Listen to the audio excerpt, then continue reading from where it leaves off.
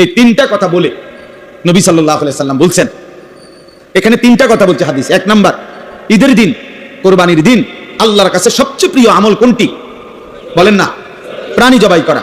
দ্বিতীয় হলো, এই প্রাণীটা কিয়ামতের দিন পুরাটা নেকি হিসাবে আসবে। তিন নাম্বার, এই প্রাণীর রক্ত জমিনে পৌঁছবার আগেই কার কাছে পৌঁছে?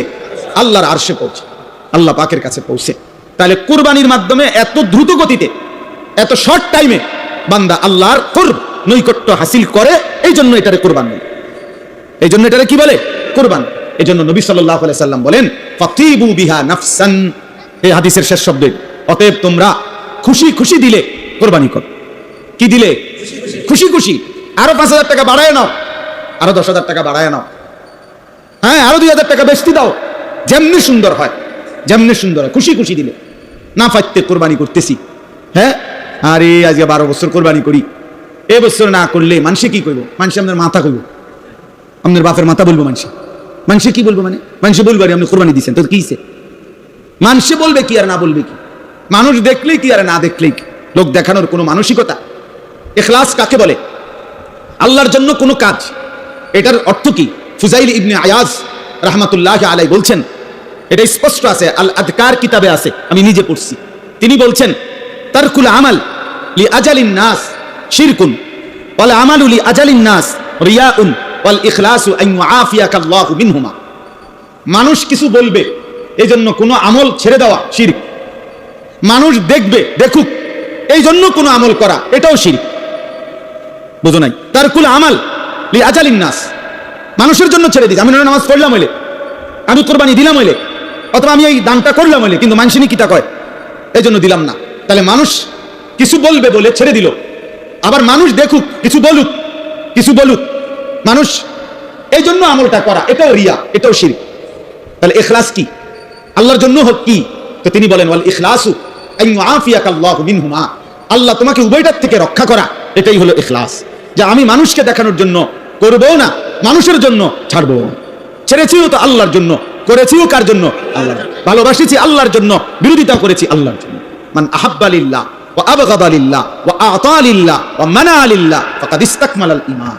ভালোবাসলো যে আল্লাহর জন্য, বিরোধিতা করলো আল্লাহর জন্য, দান করলো আল্লাহর জন্য, দান করে নাই, নিষেধ করলো না, বেটা আমি দেবো না, এটা গান, এটা বাদ্য, এটা নাচ, এটা খেলাধুলা, এটা হারাম কাজ, আমি এমন কাজে দেবো না, 1 টাকাও, জান যায় যাবে। তো আল্লাহর জন্য নিষেধ করলো, আবার আল্লাহর জন্য দান করলো। আল্লাহ রাসূল সাল্লাল্লাহু আলাইহি সাল্লাম বলেন, তার ঈমান পূর্ণ হয়ে গেল, তার ঈমান পূর্ণ হয়ে গেল, তার ঈমান পূর্ণ হয়ে গেল। এই জন্য কোরবানির মাধ্যমে বান্দা আল্লাহ তাআলার গভীর নৈকট্য হাসিল করে। এই জন্য কোন রকম কোরবানি করতে নাই। ফাতিবু বিহা নাফসান, খুশি খুশি দিলে কোরবানি করা। ওই জোড়া তালির কোরবানি না, দেও আর চাও কোন রকম একটা দেও না, হ্যাঁ। অথবা কোরবানি ওয়াজিব হইছে যতজনের, ফাঁকি ঝুঁকি। কোরবানি ফ্যামিলির মধ্যে ছেলে উপার্জন করে, বাবা উপরে কোরবানি ওয়াজিব, ছেলের উপরেও কোরবানি ওয়াজিব। ছেলে বিয়ে করে নাই কিন্তু তার সম্পদ আছে, তার উপার্জন আছে, কামরাও কোরবানি ওয়াজিব। তাহলে যতজনের উপরে কোরবানি ওয়াজিব, কোরবানি ওয়াজিব হইছে ফ্যামিলির 4 জনের উপরে। কোরবানি দেয় একজনে, কারণ দিছে তো হুজুর আমরা ঘরে কোরবানি দিছে, না না আপনার ঘরে গোশতের ব্যবস্থা হয়েছে, এটা কোন মিয়া? আমরা বুঝি না মিয়া। সবাই মিলে যা আব্বার নামে দিছেন, সবাই টাকার থেকে অর্থ হলে আপনার ঘরে কোরবানির দিন খাওয়ানোর কি ব্যবস্থা হয়েছে? গোশতের ব্যবস্থা হয়েছে, কোরবানি হয় নাই। কোরবানি তো যতজনের উপরে ওয়াজিব হয় ততজনকে দিতে হয়, ততজনকে দিতে হয়। আব্বার জন্য বাড়িতে টাকা পাঠাইছি 30,000, বাড়িতে কোরবানি হইতেছে, আপনি তো প্রতি বছরই, আরে বছরের অন্য মাসে তো তুমি মিয়া বাড়িতে টাকা পাঠাও, তো হেসুমি টাকা কি কোরবানি লেগে নি দিছো? তাহলে বাবার জন্য তো মানুষ উপার্জন করার কারণে ঘরে তো টাকা দেয়, সেই এই কারণে কি তার কোরবানি মাফ হবে? তোমার কোরবানি কই? অসংখ্য মানুষ বিষয়টাকে ঝামেলা মনে করে, পেরেশানি মনে করে, ভালোভাবে বুঝতে চেষ্টা করে না। মনে করে এই সামাজিক একটা রসুম হিসাবে। আমি এই জন্য প্রায় বলি, প্রতি বছর মনে রাখবেন, মনে তো হয় হজে গেছে অনেক লোক, কিন্তু ফরজ হইছে কতজনের উপরে, গেছে কয়জন সেটা বলেন। প্রতি বছর তো মনে হয় অনেক গরু জবাই হইতেছে, কিন্তু কোরবানি ওয়াজিব হইছে কয়জনের উপরে, আর আদায় করছে কয়জন সেটা বলেন মিয়া, সেই হিসাব বলেন।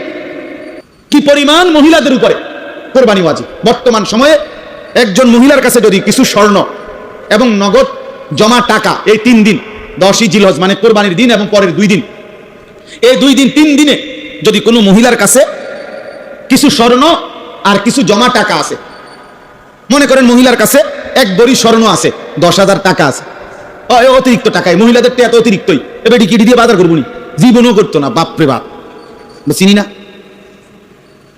আপনার এগুলো দরকার ফুরানো দেবো, গুলো ধরে দেবো দরকার হলে টাকাগুলো। তাইলে এগুলো আপনার তার কাছে জমা আছে। তাহলে এই 10,000 টাকা এবং 1 ভরি স্বর্ণের দাম একসাথ করলে 52.5 ভরি রূপার যেই দাম, এই 52.5 ভরি রূপার দাম যদি 1000 টাকা করে ভরি হয় 52,500, যদি 1,500 টাকা করে রূপার ভরি হয় তাহলে 52 অর্ধেক কত? 26,000। তো তাহলে 52 লগে 26 যোগ করলে 78। হ্যাঁ 78, আরো মনে করেন হেনে 500, এনে 250, 750। তো কত হইলো? এই 78,750 টাকা মনে করেন, 1,500 ধরছি সর্বোচ্চ। 1,500 টাকাও যদি রূপের ভরি হয় তাইলে 78,750 টাকা হয় 52.5 ভরি রূপার দাম। তাহলে এই পরিমাণ টাকা যদি স্বর্ণ এবং ওই জমা টাকা মহিলা এই দুইটা মিলাইয়া যদি হয়, তাহলে এখন স্বর্ণ 1 ভরির দামে তো 1,00,000 টাকা। তাইলে স্বর্ণ এবং ওই টাকা মিলাইলে 78,750 টাকা হয়েছিনি, ওই আরো পার হয়ে গেছে কত আগে। তাইলে এই মহিলার উপরে কোরবানি ওয়াজিব কিনা? নিঃসন্দেহে কোরবানি ওয়াজিব, নিঃসন্দেহে কোরবানি। আমি আজকে সকালবেলা মহিলাদের মজলিসে এটা বলছি। আপনাদের অসংখ্য আগে আমরা মা চাষিদের আমলে মহিলাদের কাছে টোটালি টাকা থাকতো না, বেশিতে বেশি 20-50 টাকা, 100-200 টাকা। আমার বুঝাও, আমার ছোট ভাই কইতে কই আতিক কথা, আমার আম্মারে দেখছি, আব্বারে দেখছি, আমি আজীবন আমি দেখছি আমার আব্বা আরেক দিকে ফিরে টিয়া গুনতে, মহিলাদের সামনে টিয়া গুনতে নাই। আগে এমন ছিল, কথা বুঝছেন না? আগে মহিলাদেরকে টোটালি কি দিত না। এখন মহিলাদের কাছে হলো কি এটিএম বুথ, টাকা থাকেই হেবেডির কাছে, হেনতে লয়। উনি যদি দয়া করে দেয় মেহরবানি, আর যদি রাখিয়া দেয় রাখিয়াই দিল। কিছুদিন আগে আমার এক ভদ্রলোক বলছে, তো হুজুর আমার নিয়ত ছিল আপনার মাদ্রাসায় জমিতে লাখখানিক টাকা দিব, আমার বিবির অ্যাকাউন্টে সমস্ত টাকা, ও কোনোভাবেই টাকা দিচ্ছে না। যাই হোক, সবাই বলি না, মানে বললাম আর কি, মহিলাদের কাছে এখন টাকা থাকে স্বাভাবিকভাবে 10,000, 5,000, 20,000 অ্যাভেলেবেল টাকা আছে। তাহলে এই স্বর্ণ এবং টাকা দুইটা মিলাইলে মহিলার উপরে কোরবানি ওয়াজিব। তাহলে মহিলাদের কোরবানি কয়জনে দিল বলেন? আমি আজকে বলছি এজন্য যে মা বোন যারা আপনারা কোরবানি দিবেন না, কোরবানি দেন না, অথচ টাকা আছে, স্বর্ণ আছে, তাহলে আপনাদের কাছে আমার পক্ষ থেকে একটা বুদ্ধি আছে, কোরবানি না দিয়া বাঁচার সহজ বুদ্ধি আমি বলে দিছি সকালবেলা। মহিলাদের বুদ্ধি হইল একদম সহজ বুদ্ধি। বুদ্ধি হইল কোরবানির 2 দিন আগে বা 1 দিন আগে আমাদের মাদ্রাসায় আপনি আপনার জমানো টাকাটা দান করে দিবেন। মাশাআল্লাহ, বাচ্চা গেলেন। এর চাইতে সুন্দর বুদ্ধি আর কি হইতে পারে? আপনি যখন মাদ্রাসায় টাকাটা দান করে দিলেন, তাইলে তার আপনার দ্বারা কি নাই? টাকা নাই। তাইলে এক আইটেম দিয়ে হবে না, কারণ শুধু স্বর্ণ হলে 7.5 ভরি হইতে হইবে। তাইলে যেহেতু 7.5 ভরিও স্বর্ণ নাই, আর আলগা যে কয় টাকা জমানো ছিল এগুলো মাদ্রাসায় দিয়ে দিলে, দান করে দিলে, তাহলে আপনি কোরবানির থেকে বাচ্চা গেলেন, টাকাগুলো হারাইলেন। আর যদি টাকার প্রতি মায়া থাকে তো কোরবানি দিবেন। আল্লাহ আমাদেরকে তৌফিক দান করেন। পুরুষদের মধ্যে ছেলেটা এখনো মনে করেন বিয়ে করে নাই, হেতে তো বিয়ে করে না, হেতের কি কোরবানি? বিয়ের লোকে কোরবানির কি কথা বলেন না কেন? বিবাহের সাথে কোরবানির কিতা? তোমার বিয়ে তুমি করছো না, এটা তোমার দোষ, তুমি বিয়ে না করবা, এখনো সময় আছে, আগামী মাসের 6-7 তারিখের দিকে কোরবানি, তুমি বিয়ে করে লাও এখন। তোমার বিয়ে করতে মানা করে কে? কথা বলেন না? তাহলে এটা কি কোনো কথা হলো যে তে তো বিয়েই করে নাই, তার আবার কিসের কোরবানি? হ্যাঁ, বুঝতেই চায় না মানুষ। অথচ সব বালেক আকল মুকিম, তার সামর্থ্য যারা আছে, উপার্জন করে, বিদেশে হোক, দেশে হোক, শহরে হোক, তার উপরে কোরবানি আছে, তার উপরে কোরবানি আছে। আল্লাহ নবী সাল্লাল্লাহু আলাইহি ওয়াসাল্লাম বলছেন, ওয়াজিব হওয়ার পরেও যে কোরবানি আদায় করলো না, খোদার কসম নবী বলছে, মান ওয়াজাদা সাআতান লিআন ইউদাহিয়া ফালাম ইউদাহি, কোরবানি করে নাই অথচ সামর্থ্য ছিল, ফালা ইয়াকরাবান্না মুসাল্লানা, সে যেন আমাদের নামাজে না আসে, সে যেন ঈদগাহে না আসে, সে যেন মসজিদে না আসে। আল্লাহ রাসূল বলছেন, নাফরমান, তুই মসজিদে আসবি না, যা ঘুম যা, তুই কষ্ট রান্দা হইলে তোর মা তোরে খাওয়াইবো, তুই ঘুমা, তুই নামাজ পড়তে হবে, তুই মসজিদে আসবি না, নাফরমান। তাহলে কত বড় ধমক! আর্থিক ইবাদত অনেকেই বুঝতে চায় না। এই হজ লক্ষ লক্ষ মুসলমানের উপরে ফরজ, বুঝতেই চায় না, ইচ্ছা করে বুঝে না, এমনি বেদরে থাকে, বেসক ধরে না। আমরা সাধারণ মানুষ, আমরা গ্রামের মানুষ, আমরা তো তান কি বুঝা কুলাই কারণ মাশাআল্লাহ বাতের থালা তো সব বুঝেন আপনি। হ্যাঁ, খানা আপনি যেহেতু কিছুই বুঝেন না, আপনি বুঝ করলাম কেন? আপনি সবসময় আলু ভর্তা ডাল দিয়ে ভাত খাইবেন, আপনি যেহেতু মূর্খ মানুষ। এখন তো এই সময় বলবো, হাও কি কন হুজুর, পড়ালেখা করছি না, তাই কি লেগে দুটা ভাতও খাইতাম না ঠিক মতো। দুনিয়া বুঝার বেলায় কি 100 দুনিয়া সব বুঝে, বিএস বুঝে, সিএস বুঝে, আরএস বুঝে, গ্রামে কার লগে কোন দিয়ে ফেস লাগাই তৈব। মাশাআল্লাহ পুরা বুঝে, সব বুঝে, গন্ডগোলের সব, কিন্তু আখিরাত বুঝে না। আসলে বুঝে না, বুঝতে চায় না।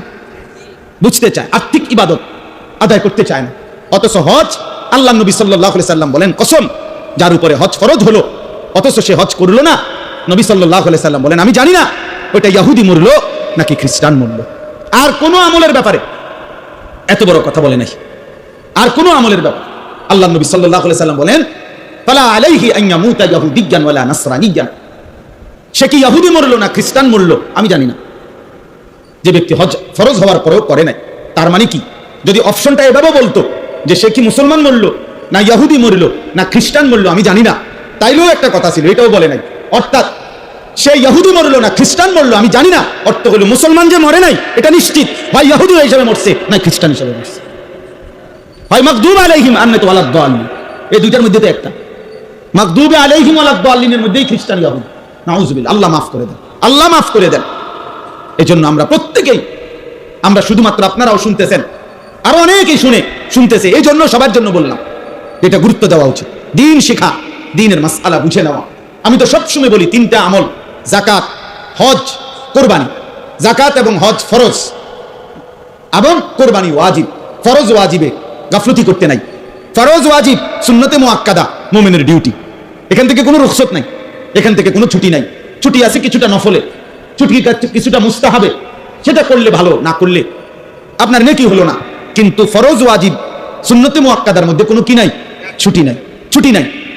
অতএব যাকাত, হজ, কুরবানি একদম সহজ হিসাব হলো এই তিনটা এক লগে, এক ওষুধে, মানে এক প্রেসক্রিপশনে এই তিনটা আদায় করা সহজ। অর্থ হলো প্রত্যেকটি মুসলমান যদি একজন আলেমে দ্বীনের কাছে নিজের সম্পত্তির একটা হিসাব বলে যে হুজুর আমার আছে এই নাই এই, বাড়িতে এত, সংসারে এত, ব্যাংকে এত, আমার বাড়ি আছে, ঘর আছে, এই আছে, সেই আছে, এখন এই সবগুলো হিসাব করে আপনি আমারে বুঝাইয়া দেন আমার উপরে হজ ফরজ কিনা, আমার উপরে যাকাত আসবে কত, আমার উপরে কোরবানি ওয়াজিব কিনা, এটা বুঝে নিলেই তো হলো, এটা জেনে নিলেই তো হলো। একজন আলেমের কাছে জিজ্ঞাসা করে নিলেই তো হলো। আমনের আলেম সে তো দুদক না যে আমনের সম্পত্তি যাই না পরে আমনের বিরুদ্ধে লাগবে, এমন তো কিছু না। হয়তো আপনার মালের তদন্ত করবে না, আপনার হিসাবে না দিবে, হিসাবে না দিবে, আপনার আখিরাত বাঁচাই দিবে, আখিরাত বাঁচাই দিবে। এই জন্য সবার কাছে এটা অনুরোধ, নিজের যাকাত, নিজের হজ, নিজের কোরবানি এটা একসাথে বোঝানো যায় না। মানে একসাথে বললে এটা আপনি বুঝতেন না পুরাটা। প্রত্যেকের হিসাব বুঝে নেওয়া উচিত, তাহলে সহজ। যার সুবিধা মতো একজন আলেম থেকে যদি বুঝে নেয়, একদম সহজ বিষয়টা, একদম সব, এটা উচিত, গুরুত্ব দেওয়া উচিত। আল্লাহ নবী সাল্লাল্লাহু আলাইহি সাল্লাম বলছেন যে যাকাত আদায় করে নাই, কিয়ামতের দিন দুই মুখওয়ালা টাক মাথা বিশিষ্ট অত্যন্ত বিষধর সাপ ওই সম্পদটাকে সাপ বানিয়ে তার শরীরে পেঁচানো হবে। খোদার কসম, নবীজি বলছে ওই দুই মুখ সাপ তখন তার দুই গালে ঠোকরাইতে থাকবে আর বলবে আনা মালুকা আনা কানসুকা, নাফরমান আমি তোর সেই মাল, আমি তোর সেই সঞ্চিত সম্পদ যেগুলো যাকাত দাও নাই। আজ তার মজা ভোগ করো। ইয়াউমা ইউহমা আলাইহা ফি নারি জাহান্নাম ফাতুকওয়া বিহা জিবাহুহুম ওয়া জুনুবুহুম ওয়া যুহুরুহুম। আল্লাহ বলছে সম্পত্তিগুলোকে আগুনের মধ্যে পোড়াইয়া গোলাকার বানাইয়ে, ফুটবলের মতো বানাইয়া তার কপালে, কোমরে, পিঠে হাসরের ময়দানে দাগ লাগানো হবে।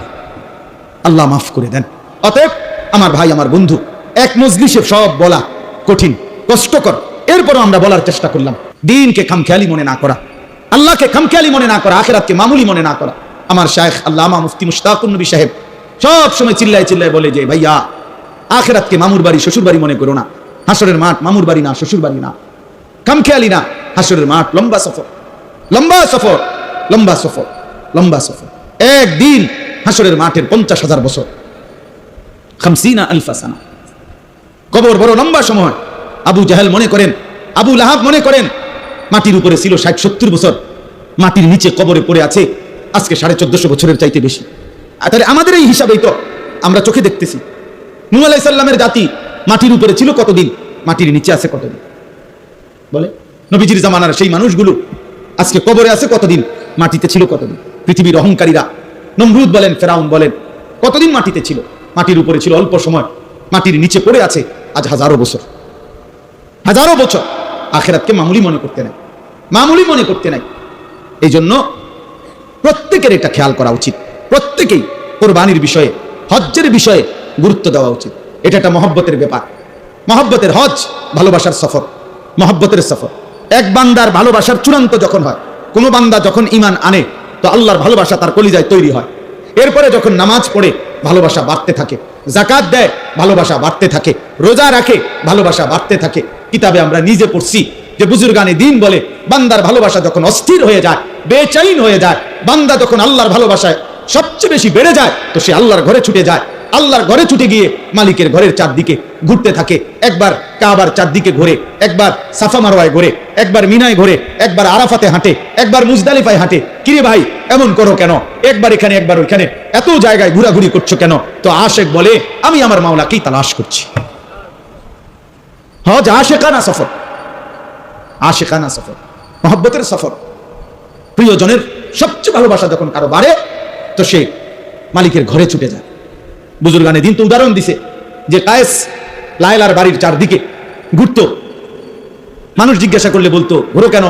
বলছে এই জন্য ঘুরি যে আমার এই বাড়ির ভিতরেই আমার মা সুকা লায়লা আছে, এজন্য বাড়ির চারদিকে ঘুরি। তো বান্দা যেন বলে এই ঘরের চারদিকে কেন ঘুরি?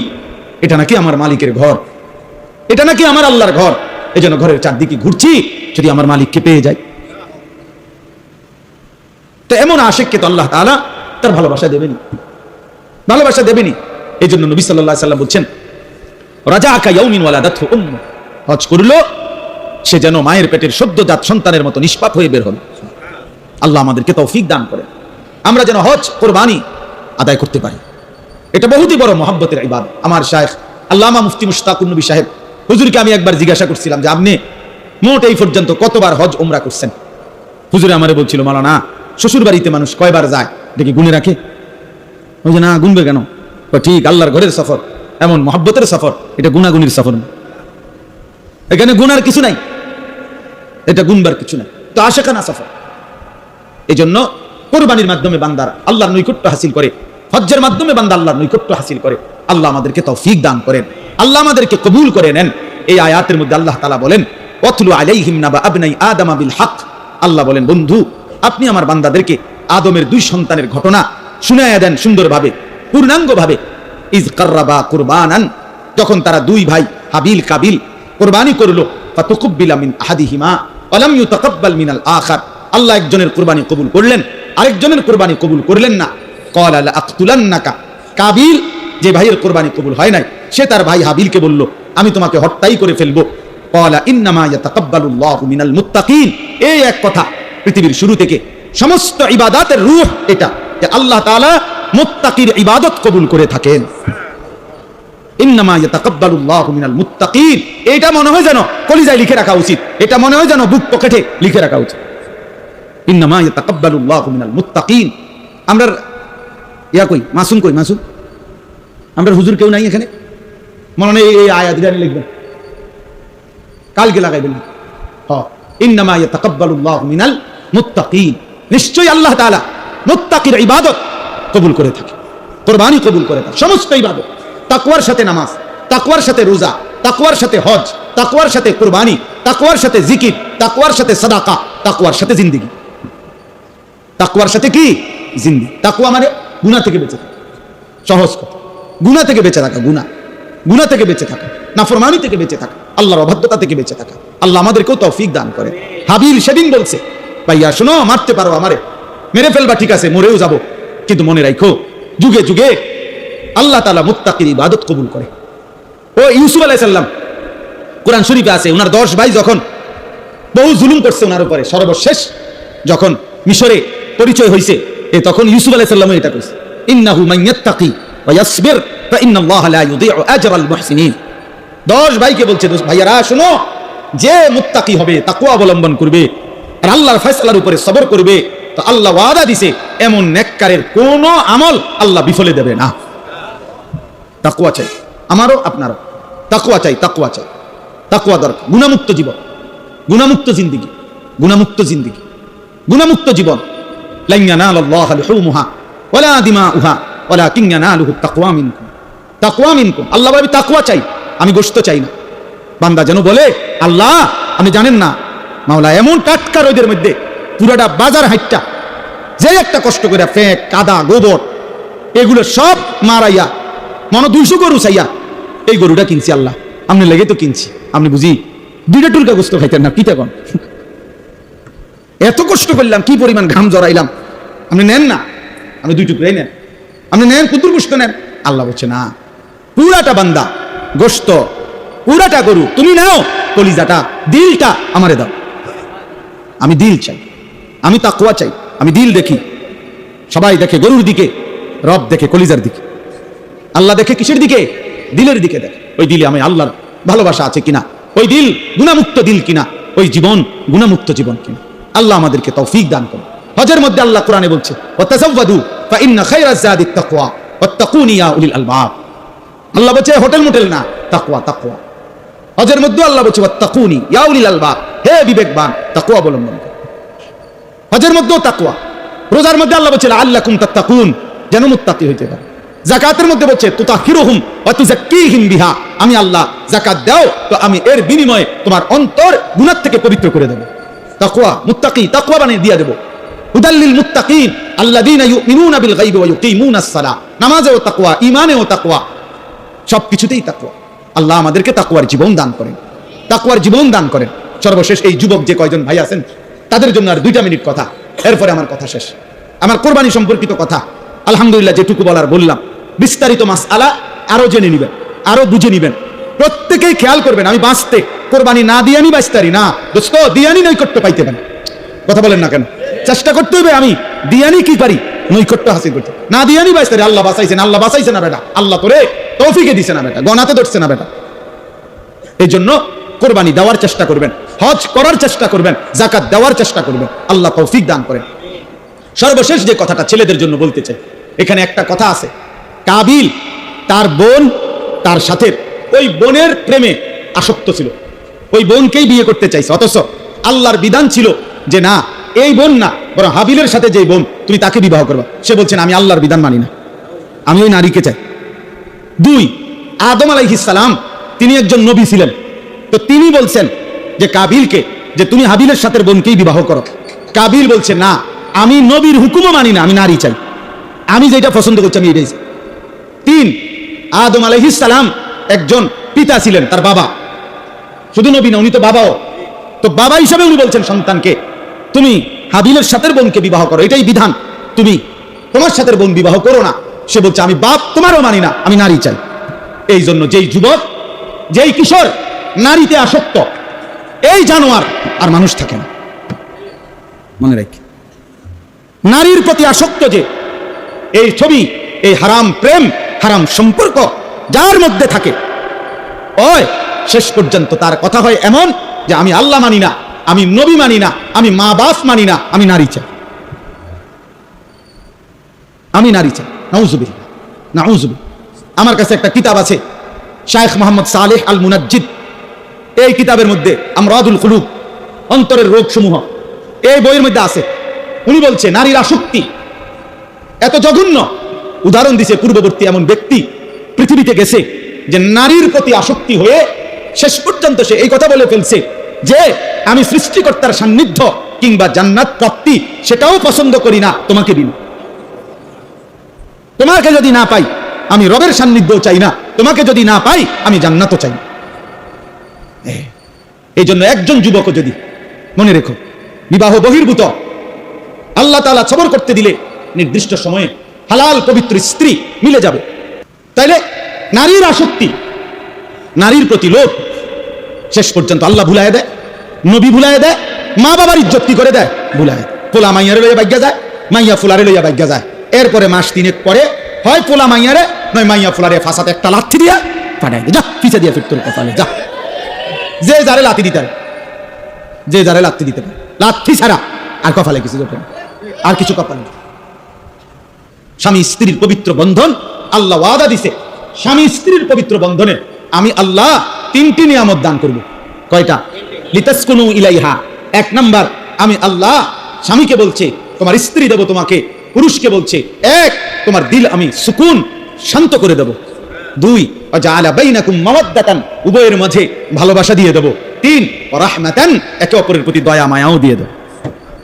দিল শান্ত করে দেব, ভালোবাসা দিয়ে দেব, আর দয়া মায়াও দিয়ে দেব। তো তুমি রাস্তার নর্তকীর থেকে এটা পাইবা কই?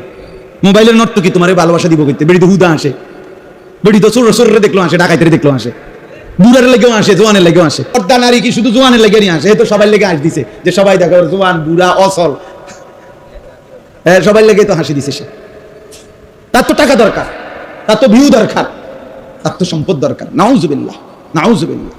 আল্লাহ আমাদেরকে মাফ করে দেন। এজন্য হাবিল কাবিলের এই ঘটনা থেকে আমরা এটা শিক্ষা পাই, নারীর আসক্তি। এই পৃথিবীতে প্রথম পাপ নারীর আসক্তি। ওই কাবিলের প্রথম গুনাহীরা যে নারীর প্রতি আসক্তি। আর এই পৃথিবীতে প্রথম কার্যকর আল্লাহর অবাধ্যতা কতল। নারীর জন্য কাউকে কি করা? হত্যা। আউয়ালু মান সান্নাল কাতল, এই প্রথম হত্যার সূচনা করেছে কাবিল। এজন্য পৃথিবীতে যত মানুষ অন্যায়ভাবে হত্যা হয়, প্রত্যেকটা অন্যায় হত্যার পাপ কাবিলের আমলনামাতেও লেখা হয়। নাউজুবিল্লাহ, আল্লাহ আমাদেরকে মাফ করে দেন। এজন্য কিশোর যুবকরা, মাদ্রাসার তালিবে ইলম আছো, কোন শিক্ষক আছেন, যে আছো দোস্ত, আমি সহ আমরা সবাই নিজেকে পবিত্র রাখতে হবে।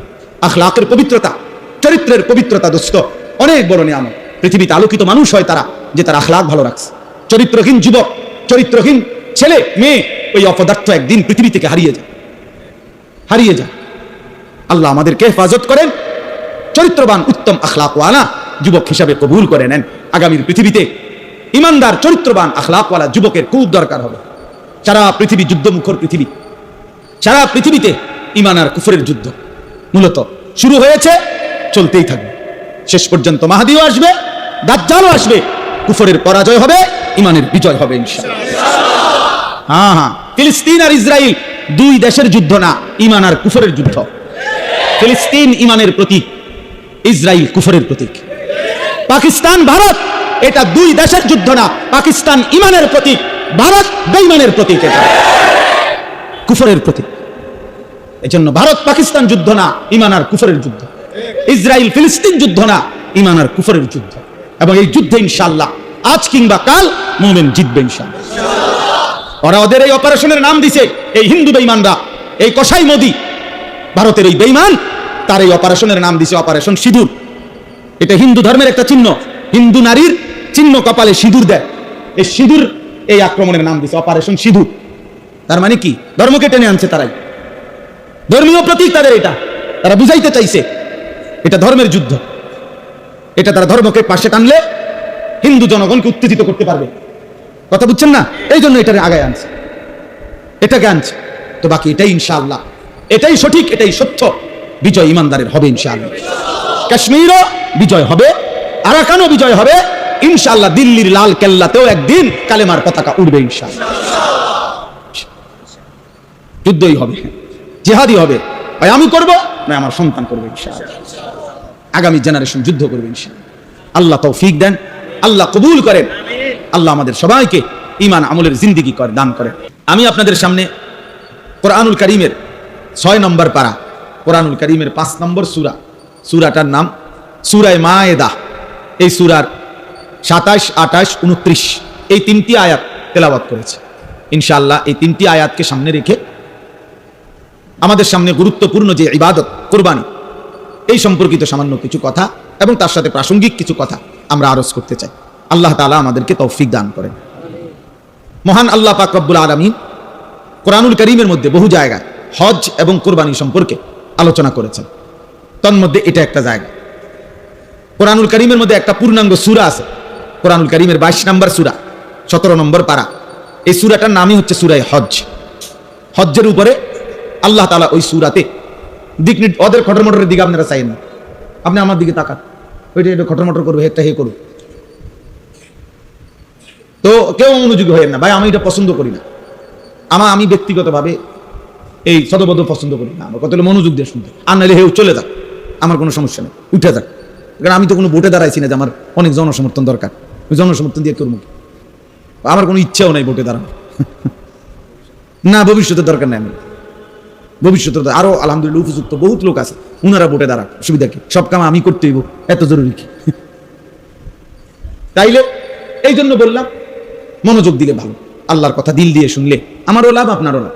কোনো এক শব্দ কারো দিলে লাগে, কোনো এক কথা কারো দিলে লাগে, দিলে লাগে। আমি বলছি না, আমি একবার উমরার সফরে আল্লাহর ঘরের কাছে মক্কা শরীফ, এক লোক আমারে দৌড়ায় এসে বাংলাদেশি জড়াইয়া ধরছে, ধরে বলতেছে হুজুর আমি আপনার এক কথার কারণে আমি আল্লাহর ঘরে আসছি এবছর। আমি কি কথা? আমি ওয়াজে শুনছি আপনি বলছেন যেই চোখ কাবার কালো গিলাফ দেখে নাই, মদিনার সবুজ গম্বুজ দেখে নাই, সেই চোখ যেন কিছুই দেখে নাই। সে চোখ আর দেখলো কি? আমি এটা আসলেও বলি, সবসময় বলি, আমার কাছে এটা খুব মনে হয়, বেটা তুমি কাবাই দেখলা না, বেটা তুমি দেখলাটা কি? তুমি মদিনাই দেখলা না, তুমি দেখলাটা কি? বইয়া বইয়া ডোলন আর গজল গাউন, হ্যাঁ, বুঝেন না কথা? আর যাওয়া ভিন্ন বিষয়, ভিন্ন বিষয়। কোরআনুল কারীম আল্লাহ তাআলা স্পষ্ট আছে, আশ্চর্য আয়াত। খুদ আল্লাহ তাআলা বলছে সূরা হজ্জের মধ্যে আছে, আল্লাহকে যদি কেউ প্রশ্ন করে, মাওলা এই যে আপনার বান্দারা হজে যায়, ফায়দা কি, লাভ কি? নামাজ আপনি যার যার জাগাত করাইতেছেন, রোজা যার যার জাগাত থেকে পালন করলেই হয়ে যায়, যাকাত পৃথিবীর যে কোনো প্রান্তে যার যার এলাকার থেকে আদায় করলেই হয়ে যায়, জিকির, তেলাওয়াত, দান, সাদাকা। কিন্তু একমাত্র ইবাদত হজ, এইটার জন্য আপনি পৃথিবীর শেষ প্রান্ত থেকে, ওয়ালা কুল্লি দামিরিন ইয়াতিনা মিন কুল্লি ফাজ্জিন আমিক, আল্লাহ বলছে পৃথিবীর শেষ প্রান্ত থেকে আমার বান্দা এত দূর থেকেও হজে আসবে, যেখান থেকে আসতে আসতে তার বাহন দুর্বল হয়ে যাবে। মানুষ না, মানুষ তো দুর্বল আগেই হয়ে গেছে, বাহনও কি হয়ে গেছে, দুর্বল। আমি এই সময়ে ব্যাখ্যা করি আর কি, যে এত দূর থেকে আসবে যে মাঝখান দিয়ে ট্রানজিট নিয়ে ফুয়েল না নিলে, তেল না নিলে আরেকবার যাই বুঝতে পারবে না। মাঝখান দিয়ে কোনো দেশে কি করতে হবে, ট্রানজিট দিতেই হবে। এত লম্বা দূরত্ব থেকেও কি আসে, মক্কায় আসে, যে এক ফ্লাইটে কি সম্ভব না, সম্ভব না। তার মানে বাহন কি হয়ে গেছে, দুর্বল হয়ে গেছে, বাহনের তেল শেষ, থামতে হবে তাকে। এত দূর থেকে আল্লাহ তাআলা তার বান্দাদেরকে কেন টেনে আনলেন, কেন নিচ্ছেন? তো আল্লাহ তাআলাকে যদি কেউ জিজ্ঞেস করে যে রব্বুল আলামিন কেন আপনার বান্দাদেরকে আপনি এত দূর নিয়ে গেলেন, কেন এত হজ্জে আনলেন, কেন কাবার কাছে? তো আল্লাহ বলেন সবকিছু মুখে বলা যায় না, লিয়াশহাদু মানাফিআ লাহুম, ও নিজে এসে দেখে যাক। লিয়াশহাদু অর্থ এটা, পরে আসতে বলো, পরে আসতে বলো, ও এসে দেখে যাক, ও এসে দেখে যাক। হ্যাঁ, লিয়াশহাদু, সে যেন দেখে যায়, সে যেন আয়েশা দেখে, মানাফিআ লাহুম, তাদের জন্য আমি আল্লাহ কি পরিমাণ উপকারিতা, কি পরিমাণ ফায়দা, কি পরিমাণ আমি রেখেছি, ও আয়েশা দেখো। আসলে আমি বুঝাবো, আমার ঘরের চারদিকে ঘুরবে আর আমি তার কলিজাটাকে নূর দিয়ে চমকায় দেবো, আলোকিত করে দেবো। कहां ये मेरी किस्मत के तवाफ तेरे घर का, मैं जागता हूं या रब या ख्वाब देखता हूं। कराची हजरत कुतुब आलम आरिफ बिल्लाह हजरत मौलाना শাহ হাকিম মোহাম্মদ আখতার রহমতুল্লাহ আলাইহি কথা বলতেন। তিনি যখন আল্লাহর ঘরের তাওয়াফ করতেন তখন তিনি এই কথা বলতেন আর কাঁদতেন, বলতেন কাহা ইয়ে মেরি কিসমত, হায় আমার এই সৌভাগ্য কেমনে হইল, হায় মাওলা আপনি আমার এই সৌভাগ্য কেমনে দিলেন যে তাওয়াফ তেরে ঘর কা, আমি আপনার ঘরের তাওয়াফ করছি। মাই জাগতা হো ইয়া রব ইয়া খ্বাব দেখতা হো, আয় মাওলা আমি বুঝতেছি না আমি কি জেগে আছি নাকি স্বপ্ন দেখছি। মাই জাগতা হো ইয়া রব ইয়া খ্বাব দেখতা হো, খ্বাব মানে কি, জেগে আছি না স্বপ্ন দেখছি। আশিক তোমার বাপের নিবা কোন দিন কও, বলো। জিন্দগির প্রথম টার্গেট করো, বাড়ির দরকার নাই, বিল্ডিং এর দরকার নাই, জমি কেনারও দরকার নাই। জীবনের বড় খেদমত হবে বাপকে আল্লাহর ঘর দেখাও, আল্লাহর ঘরে নাও, মালিকের ঘর ঘুরো, বহুত বড় খেদমত হবে এটা, বহুত বড় খেদমত। আল্লাহ তৌফিক দান করেন। মানে আমার এই বাড়িওয়ালা যিনি আবু বকর ভাই, যে আমার পুরা বাড়ি আজকে 10 বছর যাবত যার বাড়িতে আমাদের এই মাদ্রাসা, আলহামদুলিল্লাহ। তো বলতেছিলাম যে লিয়াশহাদু মানাফিআ লাহুম, আল্লাহ বলছে ও নিজে আইসা দেখুক উপকার, ও আসলেই বুঝবে সাফা মারওয়ায় সাই করলে কি হয়, মিনার তাবুতে কি হয়, আরাফাতের ময়দানে দিলের হালাত কি হয়, মুজদালিফার রাত গভীরে অন্ধকার রাতে দিলের অবস্থা কি হয়। তো সে আসলেই বুঝবে, আমি আসলেই বুঝাবো। আল্লাহ আমাদের প্রত্যেককে তৌফিক দান করেন, প্রত্যেককে আল্লাহ কবুল করেন। তাহলে ওই বলতেছিলাম যে কথার জন্য, যে মনোযোগ দিলে কোনো এক লাইন, কোনো এক শব্দ আল্লাহ তাআলা হয়তো দিলে লাগায় দেয়, দিলে লাগাইয়া দেয়, দিলে লাগায়। এই জন্য আমরা প্রত্যেকেই, শুধু আমার বয়ান না, সমস্ত বয়ান, জুমার বয়ান, উলামায়ে কেরামের সব নসিহত দিল দিয়ে শোনা উচিত, মনোযোগ দিয়ে শোনা উচিত। মামুন ওই যে ওই মোবাইলের ছেলেটার একটা বালিশ এনে দাও, বেচারা ওয়ালের ওই বাইরে বালিশ দেওয়া একটা কষ্ট করে, উনি শুইবে, অর্ধেক শুয়ে লাইছে উনি মোবাইল ছবি উঠাইতে উঠাইতে, বাকিটা বালিশ দিলে বাকি শুয়ে যাবে ইনশাআল্লাহ। আল্লাহ শোয়ার তৌফিক দান করেন। তো আমি দেখি দোস্ত, আমি বড় বেজাল্লা মানুষ, আজকের বেজাল্লা না। হ্যাঁ, আপনি বই বই মস্কারি করবেন, এনে আমি মস্কারি পছন্দ করি না। চলেন, তো এই জন্য বললাম মনোযোগ দিলে ভালো। যাই হোক, তো কোরআনুল কারীমের মধ্যে আল্লাহ তাআলা সূরা হজ, ওই সূরার মধ্যে হজ্জের কথাও আছে, কুরবানির কথাও আছে। ওয়ায়াযকুরু ইসমাল্লাহি ফি আইয়ামিন মা'লুমাতিন আলা মা রাযাকাহুম মিন বাহিমাতিল আনআম ফাকুলু মিনহা ওয়া আত'ইমুল বাঈসাল ফাকির। আল্লাহ বলছে হজে আসলে কি হবে? এক নম্বরে ও আইসাই উপকারিতা দেখবে, আর দুই নাম্বার নির্ধারিত 3 দিন 10, 11, 12 জিলহজ আমি আল্লাহর স্মরণ করে আমার নাম নিয়ে হালাল যেই চতুষ্পদ প্রাণী জবাই করবে, কুরবানি করবে, আর ওই সময় যে আমি আল্লাহর নাম নেবে, ওই জিকির করবে, আমার নাম নিবে, এ আমি আল্লাহ আমার নামের তৌফিক, আমার জিকির, আমার স্মরণ আমার বান্দার মাধ্যমে, কুরবানির মাধ্যমে জিন্দা করব। এই জন্য আমি আমার ঘরে আসতে বলেছি। এই জন্য একটা কথা জরুরি, কোরআনে বারবার আল্লাহ বলছে, এটা ওই সূরাতে 2 বার আছে এই কথাটা। আল্লাহ বলছে কুরবানির মাধ্যমে মূল ফিকিরটা কি, টার্গেটটা কি? গরু তো প্রতিদিনই জবাই হয়, গরু জবাই হওয়া এটা পৃথিবীতে কোনো আশ্চর্য কিছু না। কথা বলেন, ছাগল জবাই হওয়া এটা কি কোনো আশ্চর্য কিছু? এখানে এটা ডেইলি হইতেছে। তাইলে কুরবানির দিন পশু জবাই করার মধ্যে আল্লাহ তাআলার মাকসাদ কি? আল্লাহ তাআলা বলে, বান্দা আমি বারবার বলতেছি মাকসাদ আমি আল্লাহর, ওয়ায়াযকুরু ইসমাল্লাহ, আমার জিকির, আমার স্মরণ, আমার জিকির জিন্দা করা, আমার জিকির বুলন্দ করা, আল্লাহু আকবারের ধ্বনিতে গোটা জমিনকে আলোড়িত করা। সব কণ্ঠ একবারে আমার নাম নিবে, উপস্থিত সবে প্রাণীটা জবাই হবে তো সবাই চিল্লাইয়া বলবে আল্লাহু আকবার, আল্লাহই বড়, আল্লাহই বড়। আল্লাহ বলেন আমি আরশ আজিম থেকে তখন খুশি হয়ে যাব, খুশি হয়ে যাব। এটা আমার মাকসাদ। ওয়ায়াযকুরু ইসমাল্লাহ, আমার বান্দা আমার নাম নেবে, আমার নাম আমি শুনবো আমার বান্দার জবান থেকে। এইটাই মাকসাদ, এটাই মূল টার্গেট, এটাই মূল টার্গেট।